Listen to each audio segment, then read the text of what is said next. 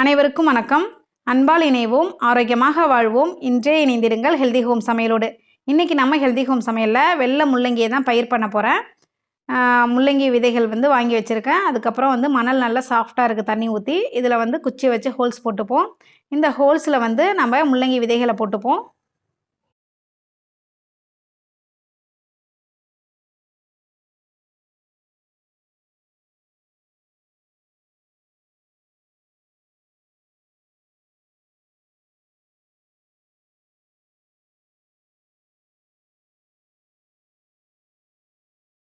இதை மாதிரி முள்ளங்கி விதைகளை தூங்கினதுக்கப்புறம் மூடி விட்டுறலாம். இதை மாதிரி மண்ணை போட்டு மூடி விட்டோம்னா நல்லா அந்த ஈரத்துக்கு விதைகள் ஊறி சீக்கிரமாக முளைச்சிடும். இப்போ நல்லா மண்ணை போட்டு மூடியாச்சு. இது மேலே கொஞ்சமாக தண்ணி தெளிச்சுப்போம்.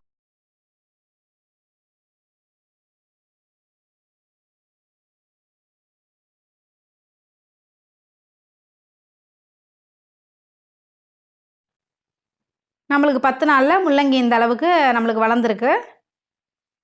இதுக்கு தண்ணி தவிர நான் எந்த பராமரிப்பும் செய்யலை. மண்ணில் காய்கறி தோல்களை தான் நான் போட்டு வச்சுருந்தேன். அந்த மண்ணை தான் நான் யூஸ் பண்ணுறேன். அதுக்கப்புறமா நம்மளுக்கு 60லேருந்து 65 நாளில் முள்ளங்கி இதை மாதிரி வளர்ந்துருக்கு. நம்மளுக்கு நல்ல வெள்ளையாக கிழங்கு கிடச்சிருக்கு. பார்க்கவே ரொம்ப கண்ணுக்கு குளிர்ச்சியாக இருக்குது. மேலே பச்சையாகவும் கீழே வெள்ளையாகவும் நிறைய முள்ளங்கி கிடச்சிருக்கு நம்மளுக்கு. இது மேலே நான் அக்கறை காட்டி நிறைய தினமும் தண்ணி ஊற்றி, ஆனால் டெரஸ் கார்டங்கிறதுனால நம்மளுக்கு வெயில் மாடியில் அதிகமாக இருக்கும். நம்மளுக்கு மேலே கண்டிப்பாக துணி கட்டி ஆகணும், இல்லைன்னா செடிகள்லாம் ரொம்ப வாடி போயிடும். பாருங்கள் கிழங்கு எவ்வளோ மொத்தமாக இருக்குன்னு. எல்லா விதைகளையும் நம்ம ஒரே நேரத்தில் போட்டாலும் ஒவ்வொரு விதை ஒவ்வொரு நாள் முளைக்கும். அதனால் ஒரு கிழங்கும் ஒரு சைஸில் இருக்கும். ஒரு கிழங்கு நல்லா மொத்தமாக இருக்கும், ஒரு கிழங்கு மெல்லிசாக இருக்கும். நம்மளுக்கு நிறையாவே கிழங்கு கிடச்சிருக்கு. இதே மாதிரி நம்மளே பயிர் பண்ணி ஹார்வெஸ்ட் பண்ணும்போது சின்ன சின்ன சக்ஸஸ் நம்மளுக்கு லைஃப்பை சந்தோஷமாக வச்சுக்க ஹெல்ப் பண்ணும். நம்ம அந்த செடிகள் மேலே காட்டுற அக்கறனால அது நல்லா வளர்ந்து நம்மளுக்கு இதை மாதிரி காய்ச்சி மன மகிழ்ச்சியை கொடுக்கும். நீங்களும் இதை மாதிரி ஒரு பேக்கில் முள்ளங்கி விதைகளை வாங்கி போட்டு பாருங்கள். உங்களுக்கும் நல்ல ரிசல்ட் கிடைக்கும், உங்களுக்கும் ஹாப்பி கிடைக்கும்.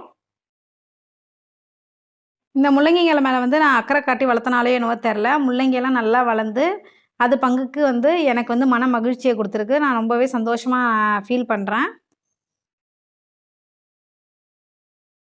ஓரளவு எல்லாம் நல்லா பெருசான முள்ளங்கியெல்லாம் எடுத்துட்டேன். மீதி முள்ளங்கியெல்லாம் நான் விட்டுட்டேன். சின்ன பிஞ்சாக இருக்கிற முள்ளங்கியெல்லாம் விட்டுட்டேன். கிட்டத்தட்ட ஒரு 5-6 முள்ளங்கி கிட்ட நம்மளுக்கு கிடச்சிருக்கு.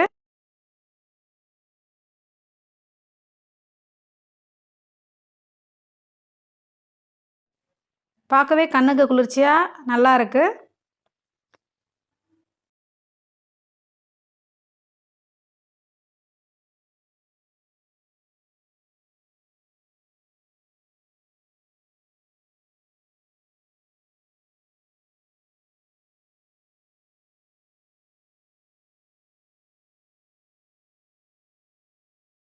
இப்போ நம்ம ஹார்வெஸ்ட் பண்ண முள்ளங்கியை வச்சு சாம்பார் பண்ணலாம், சட்னி பண்ணலாம். ஆனால் இன்றைக்கி ஹெல்தி ஹோம் சமையலை நான் சாம்பார் பண்ணி காட்ட போகிறதில்ல, முள்ளங்கி சட்னி தான் எப்படி பண்ணுறதுன்னு பார்க்க போகிறோம். முதல்ல இலையெல்லாம் கட் பண்ணி எடுத்துடுவோம், க்ளீன் பண்ணிவிடுவோம். இலையையும் வேரையும் கட் பண்ணிவிடுவோம். ஃப்ரெஷ்ஷான முள்ளங்கி, நல்லா டேஸ்ட்டான முள்ளங்கி. இப்போ மேலே உள்ள தோலை நம்ம சுரண்டி எடுத்துடலாம். இதை மாதிரி தோலெல்லாம் எடுத்ததுக்கப்புறமா தண்ணியில் அலசிப்போம். அலசிட்டு சின்ன சின்ன பீஸாக கட் பண்ணி மிக்ஸி ஜாரில் சேர்த்துப்போம்.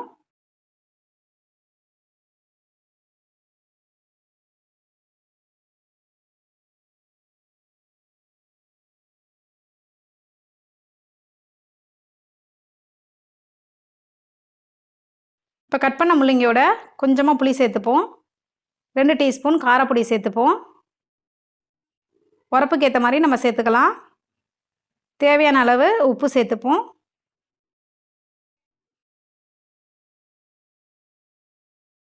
கொஞ்சமாக தண்ணி சேர்த்து திக் பேஸ்ட்டாக அரைச்சி எடுத்துப்போம். இப்போ பேனில் 5 டேபிள் ஸ்பூன் எண்ணெய் சேர்த்துப்போம். ஏன்னா இந்த முள்ளங்கி கொஞ்சம் வாசனையாக இருக்கனால, ஸ்மெல்லாக இருக்கனால எண்ணெயில் நல்லா வதங்கினா அந்த வாடை போயிடும். அதுக்காக 5 டேபிள் ஸ்பூன் எண்ணெய், கம்மியாக வேணால் கம்மியாக சேர்த்துக்கலாம். கடுகு 1/2 டீஸ்பூன். கடுகு லேசாக பொரிஞ்சு வரும்போது இதில் வந்து 1/2 டீஸ்பூன் உளுத்தம்பருப்பு சேர்த்துப்போம்.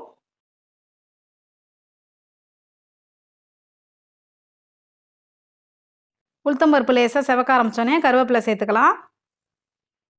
கருவேப்பிலை லேசாக வதங்க ஆரம்பித்தோன்னே பொரிய ஆரம்பித்தோன்னே இதில் நம்ம அரைச்சி வச்ச சட்னியை சேர்த்துப்போம்.